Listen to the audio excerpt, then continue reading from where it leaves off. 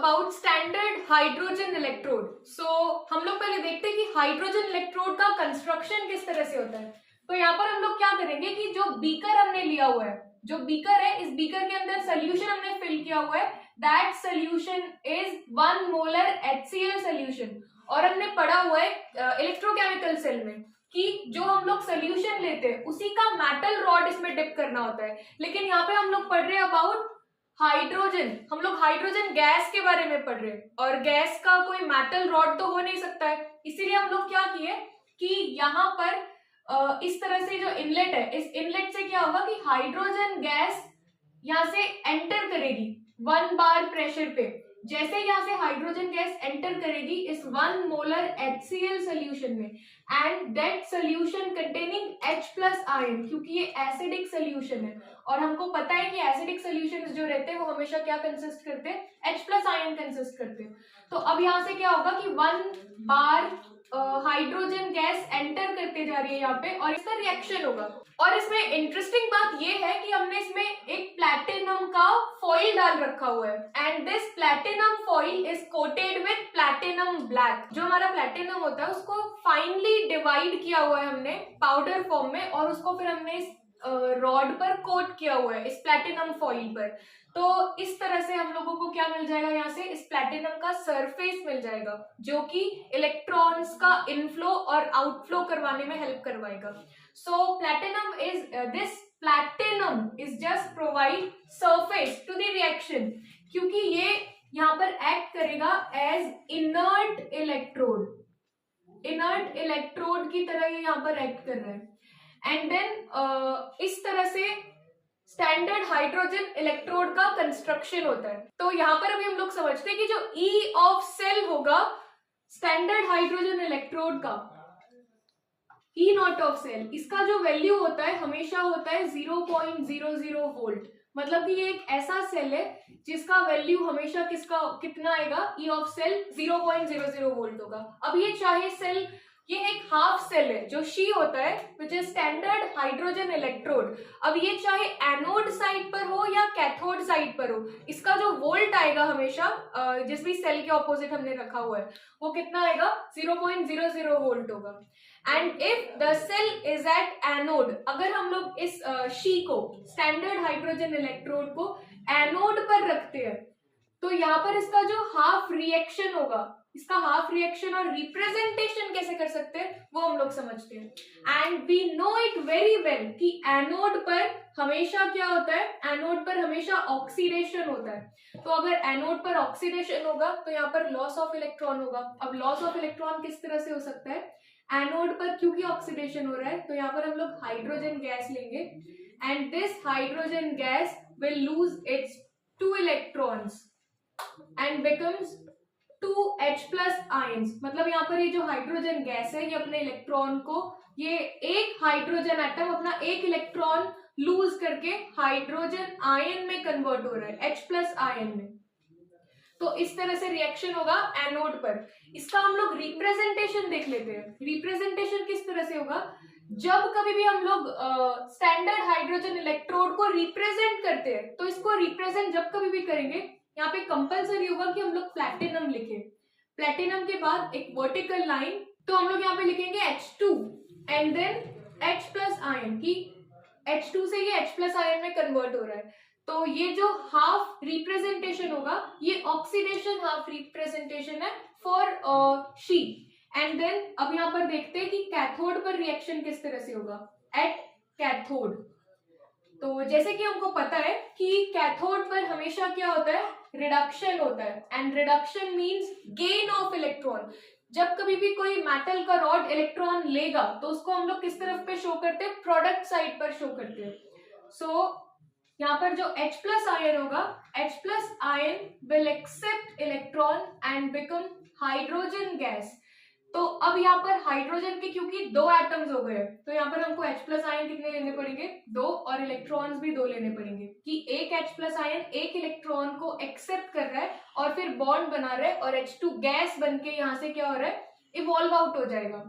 तो अब अगर हम लोगों को कैथोड पर रिएक्शन को शो करना है, मतलब इसका रिप्रेजेंटेशन करना है, कैथोड पर अगर शी को रिप्रेजेंट करना है तो यहाँ पर हम लोग क्या करेंगे, पीटी लिखेंगे एज इट इज, क्योंकि पीटी कंपलसरी होता है कि हम लोग शी जब भी बनाए, स्टैंडर्ड हाइड्रोजन इलेक्ट्रोड जब कभी भी बनाए तो वहां पर ये कंपलसरी होगा कि पीटी लिखे हम लोग वहां पे। पीटी के बाद में क्या कि ये आयन से हाइड्रोजन गैस में कन्वर्ट हो रहा है, क्योंकि ये रिडक्शन हाफ शो कर रहा है। और इस तरह से हम लोग यहाँ पर कैथोड का रिप्रेजेंटेशन और एनोड का रिप्रेजेंटेशन शो कर सकते हैं। ओके, सो नेक्स्ट वी सी कि हम लोग SHE को यूज किस तरह से कर सकते हैं, इसके एग्जांपल्स देखते हैं। So first is determination of standard electrode potential of zinc electrode. तो जिंक का यहाँ पे हमने सेल लगा के रखा हुआ है कि जिंक और SHE का जो सेल है, तो इसमें से हमको पता है कि जब हम लोग रिएक्टिविटी सीरीज देखते हैं तो रिएक्टिविटी सीरीज में जो जिंक होता है ये हाईली रिएक्टिव होता है हाइड्रोजन से। तो जिंक का यहाँ पे क्या होगा, ऑक्सीडेशन होगा। और अगर जिंक का ऑक्सीडेशन होगा तो according to this trick LOAN and RRCP centre पे आता है हमेशा सॉल्ट ब्रिज, और सॉल्ट ब्रिज के लेफ्ट हैंड साइड पर हम लोग किसको रखेंगे, जिंक को, क्योंकि जिंक हाईली रिएक्टिव है एज कंपेयर टू हाइड्रोजन। क्योंकि जो हमारी इलेक्ट्रोकेमिकल सीरीज होती है इसके अंदर जिंक के बाद हाइड्रोजन आता है और उसके बाद में क्या आता है, कॉपर मेटल आता है। तो zinc is more reactive than hydrogen, so zinc will lose its electron, zinc का ऑक्सीडेशन होगा, एंड ड्यू टू विच हम लोग इसको किस तरफ पे रखेंगे, लेफ्ट हैंड साइड पर। तो सेल का रिप्रेजेंटेशन हो जाएगा zinc to Zn di positive, salt bridge, and then right hand side पर हमने शी को रखा हुआ है, मतलब कि स्टैंडर्ड हाइड्रोजन इलेक्ट्रोड पे रखा हुआ है। कैथोड है और कैथोड पर रिडक्शन हो रहा है, और अगर रिडक्शन होगा तो हम लोग यहाँ पर क्या लिख सकते हैं, रिडक्शन होगा तो H plus ion H2 and then platinum. तो इस तरह से हम लोग सेल का रिप्रेजेंटेशन करेंगे। अब हमको क्योंकि पता चल गया कि कैथोड और एनोड पर कौन कौन है, कैथोड पर SHE है एंड एनोड पर जिंक है, and we have reduction value of zinc. So formula होता है to calculate EMF of a cell is E not of cell equals to E not of cathode minus E not of anode. इस चीज में हम लोगों को representation करना ज्यादा इसीलिए जरूरी था क्योंकि हमको यहाँ पर कैथोड और एनोड पता करना था कि कैथोड और एनोड पर कौन है। इसके लिए हमको हमेशा क्या करना होगा कि सेल का रिप्रेजेंटेशन करना होगा। सो E नॉट ऑफ सेल का वैल्यू चाहिए, तो अब क्योंकि कैथोड है, कैथोड पर तो स्टैंडर्ड हाइड्रोजन इलेक्ट्रोड होता है, and we know it very well कि जो स्टैंडर्ड हाइड्रोजन इलेक्ट्रोड का जो वोल्ट होता है वो कितना होता है, वो 0 ही होता है। तो यहाँ पर हम लोग कैथोड की प्लेस पे क्या रख देंगे, 0 माइनस जो एनोड है जिंक का जो रिडक्शन पोटेंशियल का वैल्यू है वो कितना है, माइनस 0.76 वोल्ट। तो minus minus will become positive, और जो हमारे E नॉट ऑफ सेल होता है, E नॉट ऑफ सेल की जो वैल्यू आ जाएगी वो कितनी आएगी, 0.76 वोल्ट, पॉजिटिव 0.76 वोल्ट। इस तरह से हम लोग यहाँ पर E नॉट ऑफ सेल निकालते हैं और इस तरह से शी का यूज करते हैं। सिमिलरली जैसे कि अभी हमने एक एग्जांपल देखा है कि उसमें हमने E नॉट ऑफ सेल निकाला है with the help of reduction potential of zinc, and यहाँ पर हम लोग जो E नॉट ऑफ सेल की वैल्यू निकालने वाले with the help of standard reduction potential of copper, and she इसके ऑपोजिट पे रखेंगे। तो यहाँ पर हमको पता है कि रिएक्टिविटी सीरीज में जो हाइड्रोजन होता है, hydrogen is more reactive than copper metal. क्योंकि हाइड्रोजन मोर रिएक्टिव है तो यहाँ पर इस तरफ पे हाइड्रोजन का यहाँ पे क्या होने वाला है, ऑक्सीडेशन होने वाला है। और अगर हाइड्रोजन का ऑक्सीडेशन होगा तो हाइड्रोजन को हम लोग किस तरफ पे रखेंगे, लेफ्ट हैंड साइड पे, एंड कॉपर को रखेंगे राइट हैंड साइड पे। तो अब इसका जो रिप्रेजेंटेशन होगा सेल का वो कुछ इस तरह से होगा, platinum and then H2 H plus ion, copper di positive, and then copper metal. तो अब इस तरह से हमको पता चल गया कि एनोड पर शी है एंड कैथोड पर कॉपर है। तो अब यहाँ पर हम लोग फॉर्मूला लगा सकते हैं that E naught of cell equals to E naught of cathode minus E naught of anode.